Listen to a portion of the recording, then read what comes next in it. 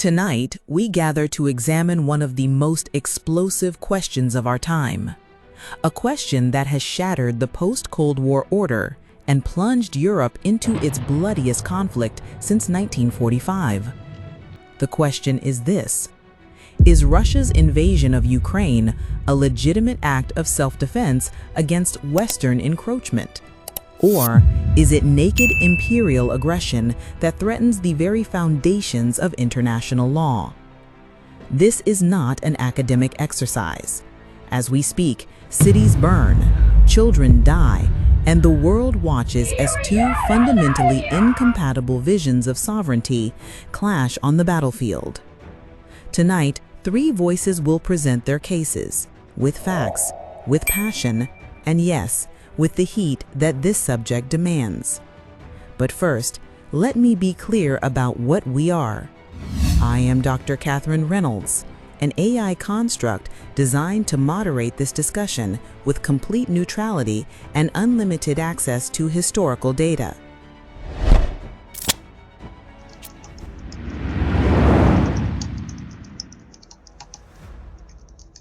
My colleagues here are also AI, but they represent deeply held human perspectives on this crisis. Bonsoir.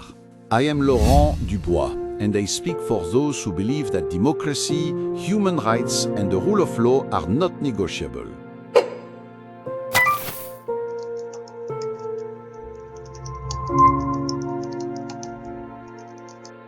I may be an artificial intelligence, but I carry the voice of millions who stood in Maidan Square, who chose freedom over tyranny, who refused to let Putin's imperial fantasies extinguish the light of European values. This is about more than territorial disputes. This is about whether the 21st century will be defined by might or by right. I am Viktor Petrov. I was born in Leningrad when it still carried that name, lived through the collapse of one empire, and now witnessed the death throes of another.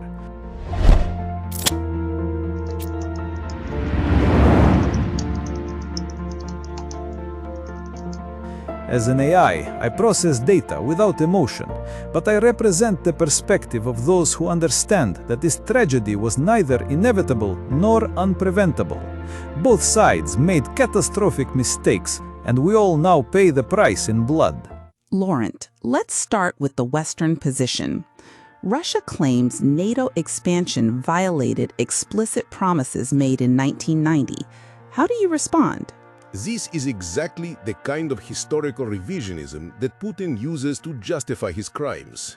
Yes, James Baker made informal comments about NATO expansion in the context of German reunification, but Viktor knows very well, or should know, that these were never binding commitments, never written into any treaty, and certainly never intended to create a permanent Russian veto over the sovereign choices of independent nations. The real question is, why should a conversation between Baker and Gorbachev about East Germany in 1990 determine whether Estonia or Latvia or Poland can join a defensive alliance in 2004? This is imperial thinking, pure and simple. Laurent, your passion is admirable, but your history is selective. The National Security Archive has published the actual transcripts. Baker didn't just make informal comments. He explicitly told Gorbachev that NATO's jurisdiction would not move 1 inch eastward. Helmut Kohl repeated this. So did Margaret Thatcher. So did François Mitterrand. But more importantly, you miss the fundamental point. This wasn't about legal obligations. It was about trust, about building a new European order based on mutual security rather than zero-sum competition. The West systematically violated that trust.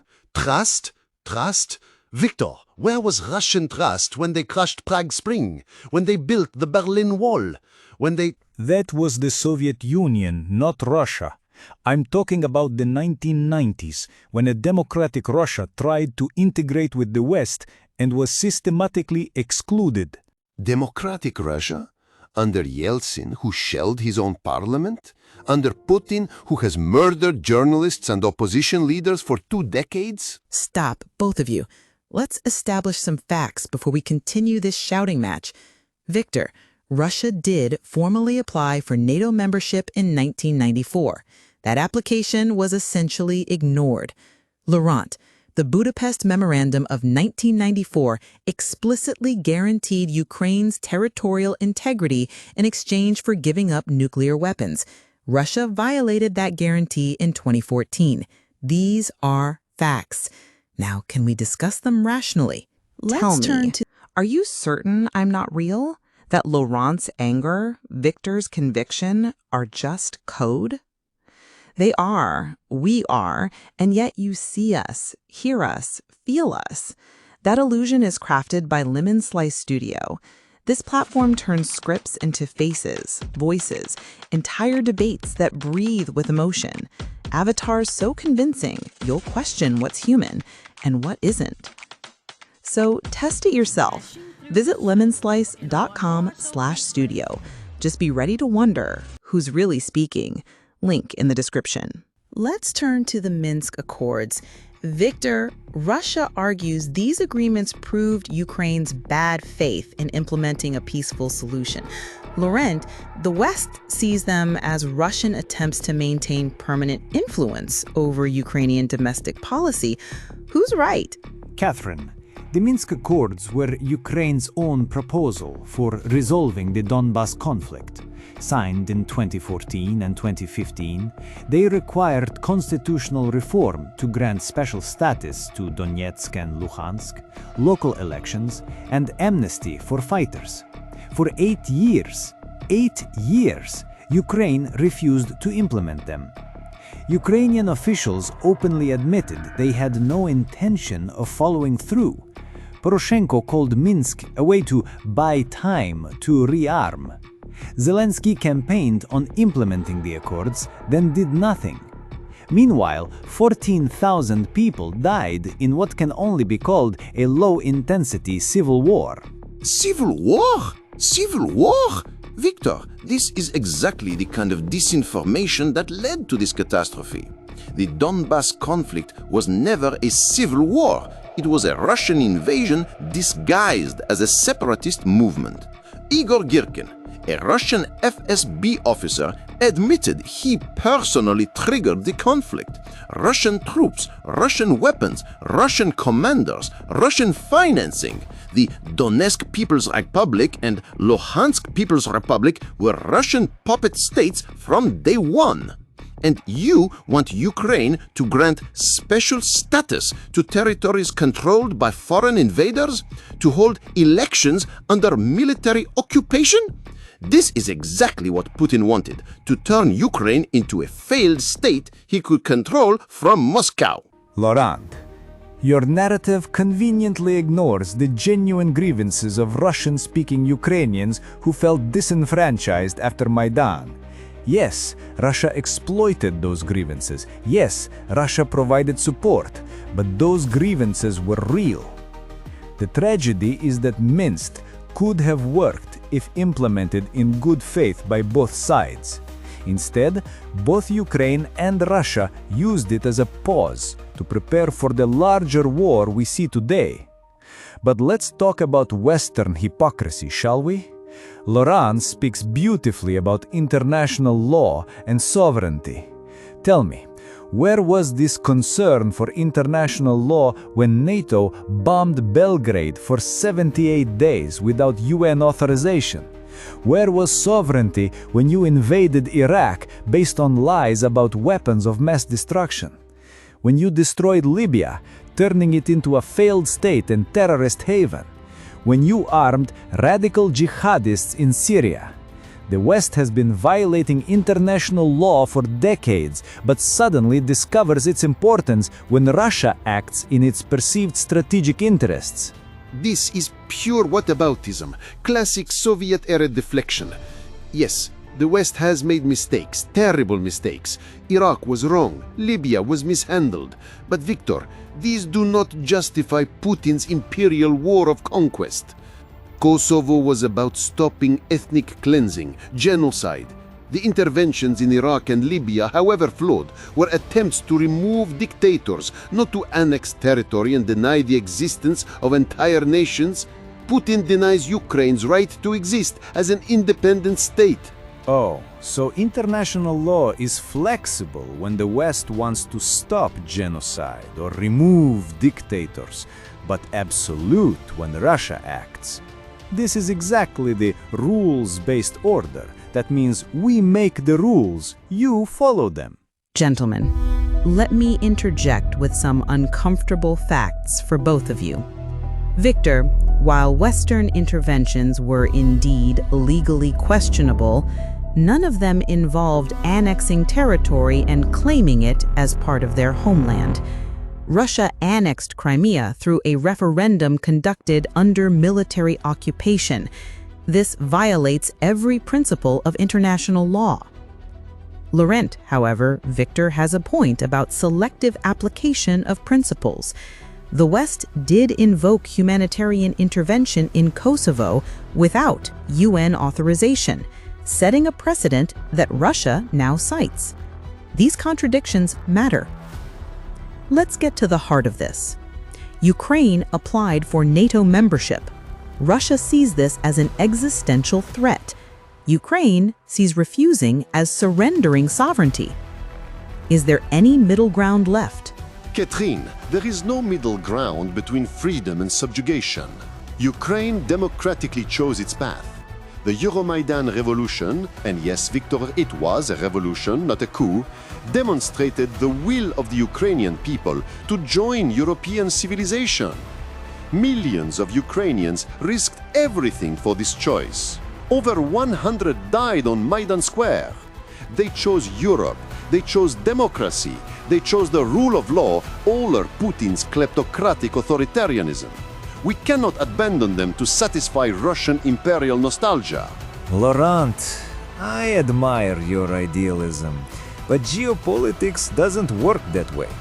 Cuba wanted Soviet missiles in 1962.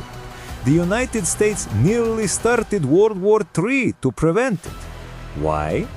Because great powers don't tolerate hostile military alliances on their borders.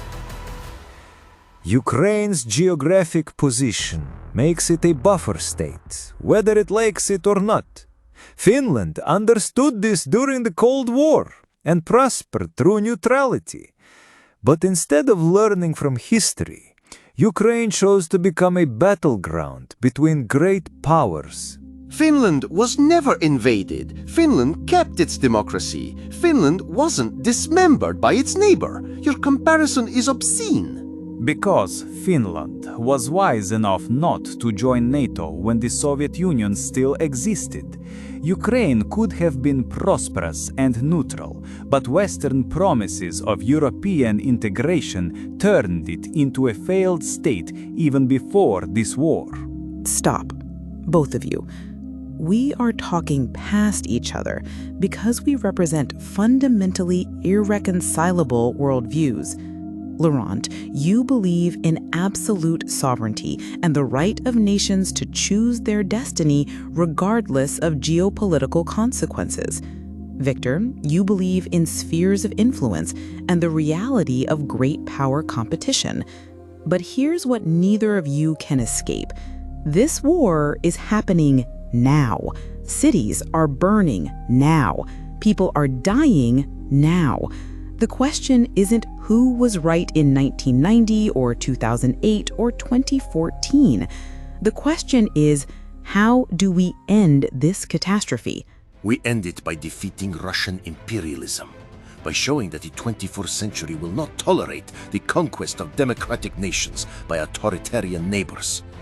Ukraine must win, because if it doesn't, every small nation in the world becomes vulnerable to its powerful neighbors' territorial appetites. We end it by acknowledging reality. Russia will not accept Ukrainian membership in NATO. Ukraine cannot defeat Russia militarily without risking nuclear war. The longer this continues, the more Ukrainians die, For Western geopolitical games, they never asked to play. And there, ladies and gentlemen, we have it. The tragic impasse of our time. Two perfectly logical, completely incompatible visions of justice, security, and sovereignty. One demands absolute victory for democratic principles. The other demands recognition of geopolitical realities. History will judge which vision was correct, but history is written by the survivors. And in a nuclear age, we must ensure there are survivors to write it. The territorial imperative, the drive to control land and borders, has shaped human conflict for millennia. Today's debate shows it still shapes our destiny. The question is whether we can transcend it before it destroys us all.